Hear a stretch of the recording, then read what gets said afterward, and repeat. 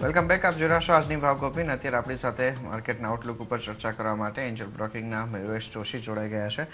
મયુરેશ, good afternoon. પહેલાં તો અહીંયા માર્કેટના ઉપરનો આઉટલુક આપનો શું બની રહ્યો છે? શું લાગી રહ્યું છે? વૈશ્વિક બજારોને લઈને ભારતીય બજાર હજુ પણ એક દબાણ તરફ આગળ વધતું દેખાશે? Afternoon, Vikram. મારા હિસાબે I think global volatility will still have a say in how the Indian markets perform. અને જેવી રીતે વોલેટિલિટીના ટ્રેન્ડ છે, કારણ કે જૂનમાં I think બે મોટા ઇવેન્ટ છે, બ્રેક્સિટનું શું થશે અને ફેડરલ રિઝર્વ શું એક્શન લેશે. I think these are going to be key determining trend points. And at the same time, domestically તમે જોશો તો I think the start of monsoon will begin. So there are good encouraging signs in the first phase. મારા હિસાબે I think the markets might rebound. So I think the volatility will continue for all these events taken together. સાથે જ મયુરેશ, અહીંયા આપણે domestic front ઉપરનો એક major cues જોઈ છે તો એ મોન્સૂનનો રહેશે. કેરળની અંદર 1 જૂનથી એક વરસાદ આવે તેવી ધારણા હતી, પરંતુ એ પછી આપણે જોઈએ તો અહીંયા એક અઠવાડિયા માટે થઈને કદાચ ચોમાસું મોડું બેસશે એવી પણ એક સમાચાર આવતા દેખાયા. આપને શું લાગે છે કે મોન્સૂન કેટલા સપોર્ટ આપી શકશે માર્કેટને? વિક્રમ, મોન્સૂન એક મોટો ટ્રિગર પોઈન્ટ રહેશે માર્કેટ્સ માટે. અને ક્લિયરલી તમે જોશો તો લાસ્ટ 2 વર્ષમાં જેટલી ડીગ્રોથ થઈ છે કન્ઝ્યુમર ડિસ્ક્રિશનરી સ્પેન્ડિંગમાં, સ્પેસિફિકલી રૂરલ ઇન્ડિયાની સાઇડથી, I think that stress can probably come out. હવે તમે બીજી વસ્તુ એ પણ જો કે I think even for adjusting for consumer volume growth happening if monsoons are good, I think the simple effects can be seen in other sectors as well. તો તમે પેઇન્ટ્સમાં જો રીપેઇન્ટિંગ ડિમાન્ડ પાછો આવી શકાય. You can probably see the same in fertilizer because the expectations of monsoon are already high. ત્રીજી વસ્તુ I think તમે 2-wheelers or even selective 4-wheelers જ્યાં એન્ટ્રી લેવલ સેગમેન્ટમાં I think you might see some amount of pickup happening on that front. તો ક્યાં ના ક્યાં I think ઘણા બધા sectors do get affected in a very positive manner. તો મારા હિસાબે I think if the monsoons are better and what lot of the monsoon experts are predicting this time round, મારા હિસાબે I think that will have implied profound positive effect Indian economy ઉપર અને ઘણા બધા sectors ઉપર as well. Okay. સાથે ITC એક counter આજે એફએમસી સેગમેન્ટમાંથી જે રીતના બઝિંગ દેખાયું છે અને અલગ અલગ બ્રોકરેજ હાઉસના વ્યૂ જે પોઝિટિવ બનતા દેખાયા છે, શું મત બની રહ્યો છે આપનો આઈટીસી માટે? નંબર્સ તો સરસ હતા. તમે ટોપ લાઇનની વાત કરશો તો I think it did beat our expectations. ક્યાં ને ક્યાં I think the other FMCG business જ્યાં આઈ થિંક ઇનપુટ કોસ્ટ થોડા વધ્યા હતા, ત્યાં I think you might have seen some amount of pain, કારણ કે top line growth was only 5.4-5%. પણ ક્યાં ને ક્યાં આઈ થિંક તમે ઘણા બધા બિઝનેસ સેગમેન્ટ્સ પણ જોડશો તો અભી છે પણ I think agri business has done well. એક લાસ્ટ ક્વાર્ટરમાં in the similar year there was a base effect implied because of whatever exports had happened. Paperboard business did reasonably okay, hotel business is reasonably okay.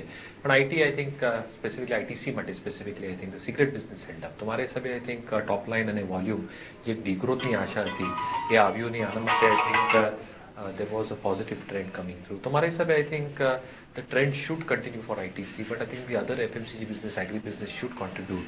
Standalone cement business EBIT ઉપર જે એક major contributor છે, I think that will still will keep on giving okay sort of a performance. But even long term perspective, I think the stock can do well. But from medium term perspective, મારા હિસાબે I think stock એક range માં જ રહેશે.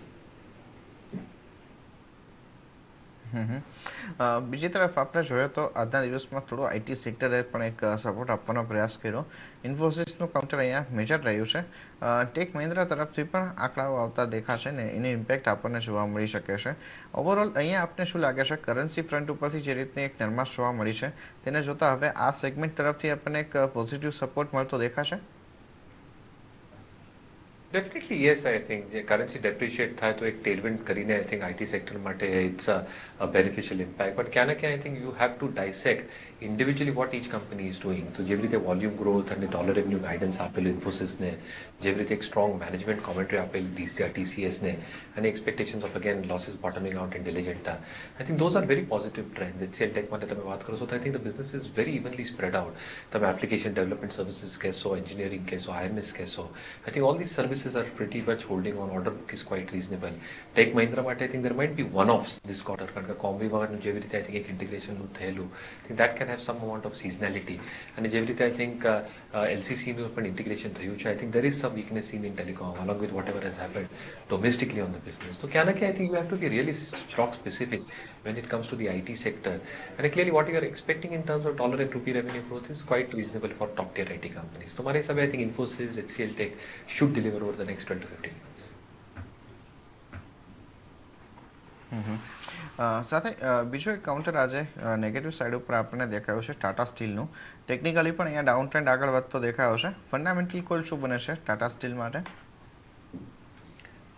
Stock તો હવે ભાગી ગયો છે વિક્રમભાઈ, તો મારા હિસાબે I think one really needs to understand what kind of bids will come through, જે આજે એક્સપેક્ટેડ છે. અને clearly I think when you're expecting a huge amount of losses to come out the books if these bids are successful, મારા હિસાબે I think FY18 numbers with whatever residual business is left of and expectations કે જે Indian business છે specifically કલિંગાનગરનું જે expansion કરેલી છે અને with high iron ore inventory probably getting of their books, મારા હિસાબે I think the implied earnings estimates will go up for Tata Steel. But really, I think a lot has got gestated into the price. મારા હિસાબે I think અહીંયાથી એક significant re-rating લાવવા માટે my own personal perception is that the domestic condition should improve drastically, which I do not foresee at least for the next couple of months, even with imposition of MIP and safeguard duties. And even international scale ઉપર I think Chinese demand supply, LME inventory, LME pricing, I think you're seeing huge amounts of volatility there. So મારા હિસાબે I think the stock has priced in most benefits. અહીંયાથી કદાચ I think there might be a 5-6% upside still left out to the stock, but I'm not seeing a significant re-rating happening on Tata Steel at least for the next month or two. Okay, ત્યારે મયુરેશ રજા લેવાનો સમય થયો છે, કોઈ disclosure રહેશે? વિક્રમભાઈ, જે પણ સ્ટોક્સની આપણે ચર્ચા કરી મારું પોતાની હોલ્ડિંગ નથી, બટ ઇટ ઇઝ પોસિબલ કે આ બધા સ્ટોક્સ ક્લાયન્ટ્સના સાથે ડિસ્કસ કર્યા હોય. It is possible clients have holdings and we may have holdings on behalf of our clients in our PMS schemes. Okay, ઘણો આભાર મયુરેશ અહીંયા સમય ફાળવી અમારી સાથે જોડાવા બદલ અને આ સમગ્ર ચર્ચા કરવા બદલ. તે સાથે જ હવે અત્યારે આજની ભાવ કોપીમાં બસ આટલું જ. આગળ વધુ સમાચારો અને અપડેટ્સ માટે આપ જોતા રહો CNBC બજાર. નમસ્કાર.